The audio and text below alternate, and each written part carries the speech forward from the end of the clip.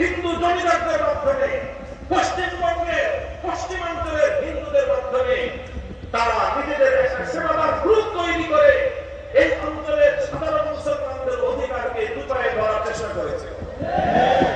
এবং সেই অত্যাচারী হিন্দু জমিদারদের পক্ষ থেকে, আমি সব হিন্দুদেরকে বলি না, হিন্দুদের মধ্যে যারা নিম্ন বর্ণের ছিল তারাও অত্যাচারিত ছিল। তারা মুসলমানদের উপর কখনো জুলুম করে নাই। মুসলমানদের উপর জুলুম করেছে জমিদার শ্রেণী, হিন্দু জমিদার শ্রেণী নীলকর চাষ করেছে মুসলমানদের উপর। মুসলমানদের উপর তাদের জুলুমের মাত্রা যতটুকু বুঝেন, তিতুমিরের দেখেন, তিতুমির বাঁশের কিল্লা তৈরি করেছিল, বাঁশের কেল্লা। টাকা নাই, পয়সা নাই, ইট চুরকি পাথর দিয়ে কেল্লা বানানোর সামর্থ্য নাই। যার সামর্থ্য আছে তাই নিয়ে এই ইংরেজ আর হিন্দু জমিদারদের বিরুদ্ধে বাঁশ দিয়ে তিনি কেল্লা তৈরি করেছিলেন, লাঠিয়ার বাহিনী তৈরি করেছিলেন। তাদের বিরুদ্ধে লড়াই করেছিলেন জানেন? সেই যুগের কিছু আপনার ইংরেজ শাসকবর্গ আর তাদের সঙ্গে তাল দিয়ে কিছু হিন্দু জমিদার বর্গ মুসলমানদের উপর জুলুম অত্যাচারে নানাভাবে ট্যাক্স বন্টন করত, উসুল করত। করতে করতে এই পর্যায়ে পর্যন্ত তারা পৌঁছেছিল যে কোনো মুসলমানকে দাঁড়িয়ে রাখতে হলে ট্যাক্স দিতে হবে, মুসলমানদেরকে দাঁড়িয়ে রাখতে হলে, আল্লাহর নবীর সুন্নাত পালন করতে হলে আমাদের ট্যাক্স দিতে হবে। এই ছিল আইন। এই সাম্প্রতিক সময়ে বাংলাদেশেও বিগত সরকারের আমলে এই ধরনের আইন তৈরি হয়েছে। আপনারা জানেন কিনা আমি জানি না, আমি নিজে কারাগারে থাকতে পত্রিকা পড়েছি। আল্লাহ তাআলার একটা আদর্শ আছে, ইসলামের একটা বিধান আছে, একাধিক বিবাহের একটা বৈধতার বিধান আছে। আল্লাহ সাল্লাল্লাহু আলাইহি ওয়াসাল্লাম একাধিক বিবাহ করেছেন। প্রায় সকল সাহাবীদের জন্য তাদের সকলেই একাধিক বিবাহ করেছে। এই বিষয়টাকে ইসলাম কোনোভাবে অনুৎসাহিত করে তা কিছু কন্ডিশন দিয়েছে, ভিন্ন কথা সেটা।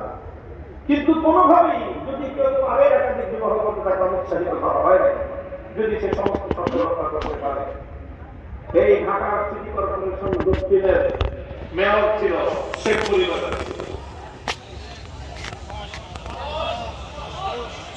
তাপস সাহেব, তার বক্তব্য দেখেছি পত্রিকায় এসেছে। ছাত্ররা প্রথম বিবাহ করতে যে পরিমাণ ট্যাক্স তাকে তাদেরকে দিতে হবে সিটি কর্পোরেশনকে 100 টাকা না 500 টাকা, দ্বিতীয় বিয়ে করতে 5,000 টাকা, তৃতীয় বিয়ে করতে 25,000 টাকা, চতুর্থ বিয়ে করতে 1 লক্ষ টাকা। এরকম অর্থাৎ তারা ইসলামের একটা বৈধ বিধান পালন করার উপর ট্যাক্স আরোপ করেছে। কিন্তু কেউ যদি অন্যায় ভাবে ব্যভিচার করে তাহলে তার কোনো ট্যাক্স দিতে হবে, তার কোনো শাস্তি হবে না। সেই নীলকর, সেই ব্রিটিশ বেনিয়াদের জুলুমের আইন, সেই জুলুমের শাসন ব্যবস্থা আবার নিয়ে গেছে। আমরা ট্যাক্স করেছি কিনা জানি না, এদেশে কেউ কথা বলে নাই যে তারা ট্যাক্সিয়া চক্র করছি, যে একটা লোক নাই কথাগুলি বলার, যে তাপসটা বাপস তোমাকে কে অধিকার দিল আল্লাহ বিধানের উপর ট্যাক্স আরোপ করবো, অধিকার তোমাকে কে দিল? এইসব দুঃখের ইতিহাস বলার সময় নাই। বলতেছিলাম সেই সময় এই ধরনের অত্যাচার অবিচার করেছে এক শ্রেণীর মানুষ, বিশেষ করে ইংরেজ ব্রিটিশ বেনিয়ারা আর ব্রিটিশ বেনিয়াদের সহযোগী হিসেবে ওই সময় হিন্দু জমিদাররা।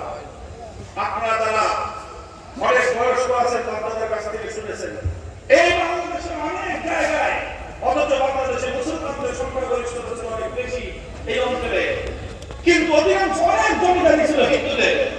হিন্দু জমিদারদের বাড়ির সামনে দিয়ে মুসলমানরা এবং দলিত হিন্দুরা, নিম্ন বর্ণের হিন্দু এবং মুসলমান, তারা জমিদারের বাড়ির সামনে দিয়ে গেলে জুতা পায়ে দিয়ে যেতে পারত না, মাথায় ছাতি নিয়ে যেতে পারত না। বৃষ্টি থাকুক আর ঘর তুলে যেতে হবে, কেন?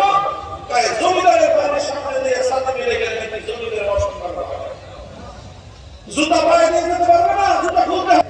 এমনও জমিদার এই অঞ্চলে অতিক্রান্ত হয়েছে, তার বাড়ির সামনে দিয়ে রাস্তা দিয়ে হাঁটতে পারবে না। অচ্ছুত এবং দলিত হিন্দুরাও না আর মুসলমানরাও না। কি করতে হবে?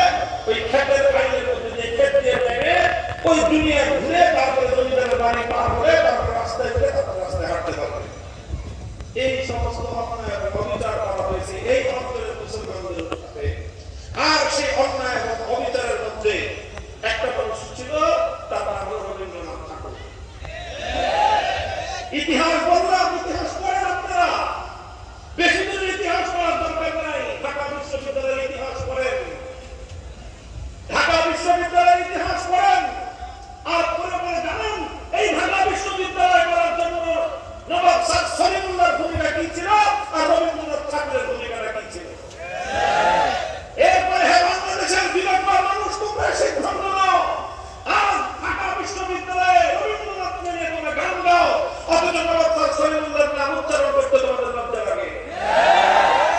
নবাব স্যার সলিমুল্লাহর ব্যক্তিগত দানকৃত সম্পদের উপর ঢাকা বিশ্ববিদ্যালয় গড়ে উঠেছে। নবাব স্যার সলিমুল্লাহ মুসলিম হল তৈরি করে গেছেন, তোমরা এসে সেখান থেকে মুসলিম সম্প্রদায়কে দাও। তোমার বাবার সম্পত্তি আরেকটা সলিমুল্লাহ হল বানায়, সেখান থেকে মুসলিম নাম কাটতা। নবাব স্যার সলিমুল্লাহ তার নিজের সম্পত্তির ওয়াকফকৃত সম্পদের উপর যে সলিমুল্লাহ মুসলিম হল বানালো, সেখান থেকে মুসলিম সত্তা কাটার অধিকার তোমাকে কে দিয়েছিল? অনেক দুঃখ এবং মঙ্গলের ইতিহাস। আমাদের এই দেশ এই জাতিতে এভাবেই গড়ে উঠেছে, মুসলিম জাতি সত্তা। অনেক ত্যাগ লেগেছে, অনেক কোরবানি করতে হয়েছে, ইতিমধ্যে বাঁশ দিয়ে কেল্লা তৈরি করতে হয়েছে, লাঠিয়াল বাহিনী তৈরি করে তারপরে এই দাড়ি রাখার উপর ট্যাক্সের বিরুদ্ধে লড়াই এবং জিহাদ করতে হয়েছে। এরপরে ধীরে ধীরে ধীরে ধীরে ধীরে ধীরে এই বাংলাদেশের মুসলমানরা মুক্তি এবং স্বাধীনতা পেয়েছে, অনেক ত্যাগ আর কোরবানি দিয়েছে। এখন যদি এই বাংলাদেশে এই মুসলিম জাতি সত্তার ওই ঐতিহ্যকে যদি ভুলে দেওয়া হয়, এদেশের মুসলিম জাতি সত্তার যে পরিচয়, এই পরিচয়কে ভুলণ্ঠিত করে দেওয়ার জন্য 50 বছর ধরে ষড়যন্ত্র করা হয়েছে। এখন সময় এসেছে এই বিগত 50 বছরের সকল হিসাব কিতাব বুঝে নেওয়া। বলছি পরিষ্কার, সংখ্যালঘুদের সকল নিরাপত্তার দায়িত্ব রাষ্ট্রের। রাষ্ট্র তার বাহিনী দিয়ে করবে, আইন শৃঙ্খলা রক্ষাকারী বাহিনী দিয়ে করবে, পুলিশ, র্যাব, বিজিবি, আর্মি লাগবে। সকল সংখ্যালঘুদের তাদের ব্যবসা প্রতিষ্ঠান, তাদের বাড়িঘর, তাদের সকল উপাসনালয়, মন্দির, প্যাগোডা, গির্জা যা আছে, এগুলো নিরাপত্তা তারা দিবে, রাষ্ট্র দিবে। যদি রাষ্ট্র প্রয়োজন মনে করে আর যদি চায় তারা যে তাদের রাষ্ট্রের নিজস্ব বাহিনী দিয়ে সম্ভব হচ্ছে না, ভলান্টিয়ার দরকার, এদেশের আলেম সমাজ সেই ক্ষেত্রে রাষ্ট্রকে সহযোগিতা করার জন্য প্রস্তুত। অতীতে করেছি আমরা সেটার জন্য প্রস্তুত। সেই জায়গাটা ভিন্ন। তারা থাকবে, নিরাপত্তা নিয়ে থাকবে, স্বাধীনতা নিয়ে থাকবে, মর্যাদা নিয়ে থাকবে, কিন্তু সব ধর্মাবলম্বীদের স্বাধীনতা থাকবে, সব ধর্মাবলম্বীদের মর্যাদা থাকবে। শুধুমাত্র ইসলাম অবলম্বনকারী মুসলমানদের ধর্মীয় অনুভূতির মর্যাদা থাকবে না। এই ধরনের বাংলাদেশ আমরা চাই না। অন্যান্য ধর্মাবলম্বীদের যেরকম ভাবে তাদের ধর্মাবলম্বী তাদের ধর্মের যেরকম তারা অনুসরণ করতে পারবে, তাদের ধর্মীয় স্বাধীনতা যেরকম থাকবে, তাদের ধর্মীয় হাত মর্যাদা, তাদের ধর্মীয় সেন্টিমেন্টের প্রতি শ্রদ্ধা থাকবে। ইসলাম ধর্মের সেন্টিমেন্টের প্রতি শ্রদ্ধা, 90% মুসলমানদের এই ধর্মীয় সেন্টিমেন্টের প্রতি শ্রদ্ধা রক্ষা করে বাংলাদেশকে চলতে হবে। আমার নবীকে 2 দিন পর পর গালি দেওয়া হবে, আর দেশের নবীর যারা উম্মতেরা, আমাদের আশিক উম্মতেরা মুখে আঙ্গুল দিয়ে তুলবে। এটা কি সম্ভব? এই দেশে মনে করে মূর্তি তৈরি করে মুসলমানদের হাজার বছর ঐতিহ্যকে ধুলোয় মিশিয়ে দেওয়া হবে, এদেশের মুসলমানরা সেটাও বরদাস্ত করে না। এই দেশটাকে, মুসলমানদের জায়গাগুলোকে, মুসলমানদের স্থাপনাগুলোকে, মুসলমানদের জাতীয় স্থাপনাগুলোকে মূর্তি মুক্ত করার জন্য কাউকে বলতে হয় না, কাউকে উস্কানি দিতে হয় না, উদ্বুদ্ধ করতে হয় না, অনুপ্রাণিত করতে হয় না। তোমাদের 15 বছরের জুলুম এবং এই মূর্তি নিয়ে তোমাদের বাড়াবাড়ি এদেশের মানুষের মধ্যে কতটা ক্ষোভ তৈরি করেছিল, তোমরা নিজেরা খাতার মধ্যে মুখ লুকায়া নিজেদের বিবেককে জিজ্ঞাসা করো। কথা ঠিক কিনা? বক্তারা বাঙালি আমি কথা বলতে বলতে অনেক দূরে চলে এসেছি। আবার দু কথায় ফিরে আমি আমার আলোচনা সমাপ্ত করবো। আমি কথা শুরু করেছিলাম, আমাদের অপরাধ ছিল বাবরি মসজিদকে ভুলে যায়নি, এটা ছিল আমাদের অপরাধ। আমার বাবা শাইখুল হাদিস আল্লামা আজিজুল হক রাহমাতুল্লাহি আলাইহি তার জীবন সায়ান্ন সুদীপর সময়ে 92 সালে যখন 6 ডিসেম্বর উগ্র হিন্দুত্ববাদীরা ভারতের 500 বছরের প্রাচীন ঐতিহ্যবাহী বাবরি মসজিদকে ধুয়ে মিশিয়ে দিল, শহীদ করে দিল, সেদিন তিনি গর্জে উঠেছিলেন। ভারতের অযোধ্যা অভিমুখে লংমার্চের ঘোষণা দিয়েছিলেন। আমরা প্রায় 5 থেকে 7 লক্ষ লোক নিয়ে ঢাকা থেকে লংমার্চ করে যশোর হয়ে ঝিকরগাছা পর্যন্ত আমরা পৌঁছে গিয়েছিলাম শাইখুল হাদিসের নেতৃত্বে। সেই দিন শাইখুল হাদিস রহমাতুল্লাহি আলাইহি বলেছিলেন, আমাদের সংগ্রাম ভারতের উগ্র হিন্দুত্ববাদীদের বিরুদ্ধে, বাংলাদেশের সংখ্যালঘু হিন্দুদের বিরুদ্ধে আমাদের কোনো বিরোধ নেই। আমাদের লড়াই ভারতের ওই সমস্ত উগ্র হিন্দুত্ববাদীদের বিরুদ্ধে যারা আমার মসজিদকে শহীদ করে দিয়েছে, তারা আমাদের মসজিদকে শহীদ করেছে, কিন্তু আমরা বাংলাদেশের কোন মন্দিরের উপর আঘাত করব না। আমি নিজে সেই ঐতিহাসিক লংমার্চে অংশগ্রহণকারী, তখন আমি ছাত্র ছিলাম, 5 বয়সী ছাত্র। আমি তখন মাধ্যমিক স্তরের পড়াশোনা করি, উচ্চ মাধ্যমিক স্তরের পড়াশোনা করি। ছাত্র হিসেবে সেই ঐতিহাসিক ইতিহাস নির্মাণকারী সেই লংমার্চে অংশগ্রহণ করার সুযোগ আমার হয়েছে। ঢাকা থেকে যশোর থেকে ঝিকরগাছা পর্যন্ত গিয়েছি। বিশ্বাস করেন, যশোর থেকে যখন ঝিকরগাছা বিদ্রোহ করলাম, 5 থেকে 7 লক্ষ লোক সারা দুনিয়ার মিডিয়া বলেছিল, এই বিপুল পরিমাণ মানুষের মুখে ছিল একটি স্লোগান, লা ইলাহা ইল্লাল্লাহ।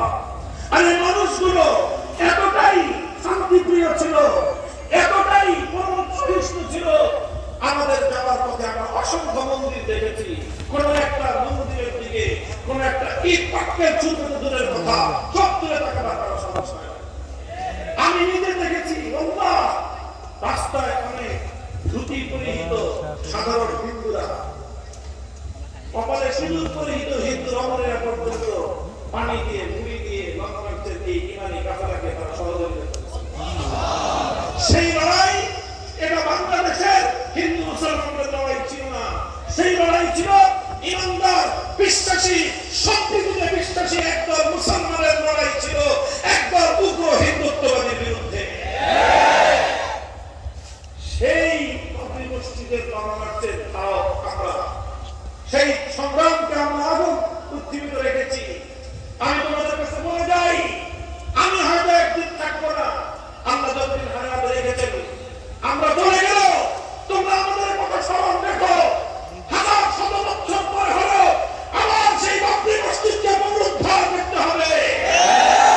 100 বছর পরে হলো আবার মুসলমানদের 500 বছরের সরকার জায়গাকে উদ্ধার করে মসজিদ নির্মাণ করে আবার সেখানে আল্লাহর দরবারে সিজদায় লুটিয়ে পড়তে হবে।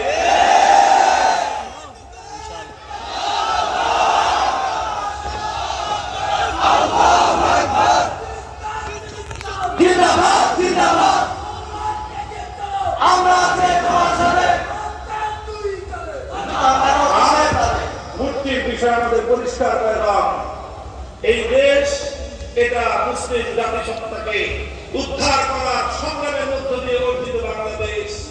এই দেশে ইসলামী কালচারের বিরুদ্ধে, ইসলামী সভ্যতার বিরুদ্ধে, ইসলামের তাওহীদের আকীদার বিরুদ্ধে, ইসলামী একত্ববাদের চেতনার বিরুদ্ধে কোনো কিছু দেশের মানুষ ভালো চোখে দেখে না।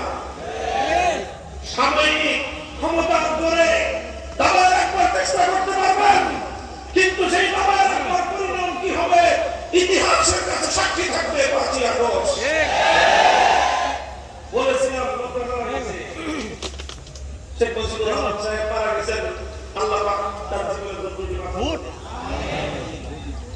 বলছিলাম এই লোকটাকে নিয়ে বারবারই করেছিলাম, কিন্তু আপনারা করলেন, পরিণামটা কি হলো সারা পৃথিবীর মানুষ দেখেছে। এর চেয়ে কোন সন্তান তার বাবাকে এতটা অপমানিত করতে পারে, এতটা লাঞ্ছিত করতে পারে, বিগত প্রধানমন্ত্রীর চেয়ে এরকম নিকৃষ্ট দৃষ্টান্ত পৃথিবীতে আছে। তার বাবাকে দেশের মানুষ যে কোনো ভাবে হোক একটা শ্রদ্ধার জায়গায় রেখেছিল, কিন্তু আপনি নিজে বাপকে নিয়ে বেশি বাড়াবাড়ি করে আপনি নিজেও অপমানিত হয়েছেন, আপনার বাবাকে আপনি লাঞ্ছিত করেছেন। এই জন্য আপনি দায়ী, আপনি দায়ী, আপনি। এই কথাগুলি বলার অপরাধে আমাদেরকে অপমান করার চেষ্টা করলেন, জনবিচ্ছিন্ন করার চেষ্টা করলেন। দুঃখজনক ভাবে আপনাদের এই সোনার গায়ের সোনার মাটিতে আমাদেরকে লাঞ্ছিত অপমানিত করার সকল কায়দা করবো তারা। আল্লাহ পাক আপনাদের এই অঞ্চলের মানুষের উপর সোনারগাঁও, বন্ধ, গজারিয়া, দুধগঞ্জ এই থানাগুলোর মানুষেরা সিদ্ধির এই থানাগুলোর মানুষরা যেইভাবে সেদিন ছুটে এসেছিলেন, এটা 5ই আগস্টের ব্যাপারে আপনাদের বলি, কেউ কল্পনা করে নাই যে এইরকম লেডি ফেরাউনকেও বাংলাদেশের ক্ষমতার মসনদ থেকে উৎখাত করা সম্ভব। তারাও কল্পনা করে নাই 5ই আগস্ট দুপুরবেলায় গণভবনে 12টা আইটেম রান্না করে 16টা আইটেম রান্না করে দুটো সিস্টেম করা ছিল। এই বাঙালিরা সব গিয়ে গণভবনে সেই দুপুরে খাওয়া গেছে। অনেকেই গেছিলাম, আমার তো খবর শুনে নাই। আমরা গেছিলাম তো সেনা সদর, সেনা প্রধানের সাথে বৈঠক করার জন্য। আমাদের আর এই গণভবনে যাওয়ার জন্য প্রধানমন্ত্রীকে আন্তর্জাতিক বাইরে থেকে দেখছি, গণভবনের বাইরে থেকে দেখেছি। দুপুর বেলাও এই পরিমাণ খাবারের আয়োজন বুঝে কতটা কনফিডেন্ট ছিলেন, কতটা কনফিডেন্ট তারা ছিলেন। মনে করেছেন প্রায় 1 লক্ষ মানুষ মেরে ফেলবো, কে আসবে? আব্রাহা যেরকম মনে করেছিল বাইতুল্লাহকে ধ্বংস করবো, রুখবে আমাকে, কোন শক্তি নাই। আল্লাহ পাক রব্বুল আলামিন বড় কোনো বাহিনী পাঠান নাই, অল্প কিছু পাখি পাঠিয়ে দিয়েছেন। সেই পাখির আক্রমণে আরাবের হস্তি বাহিনী পৃথিবীর ইতিহাস বিলীন হয়ে গিয়েছে। আল্লাহ পাক রব্বুল আলামিন লেডি ফেরাউনের মতো সাংঘাতিকদের উৎখাত করার জন্য বড় কোনো দলকে আল্লাহ ব্যবহার করেন। অনেক বড় বড় অনেক শক্তিশালী দল ছিল। আল্লাহ বলছেন যে এগুলি দরকার নেই। নমরুদকে আল্লাহ পাক ল্যাংড়া ভাষা দিয়ে আল্লাহ পাক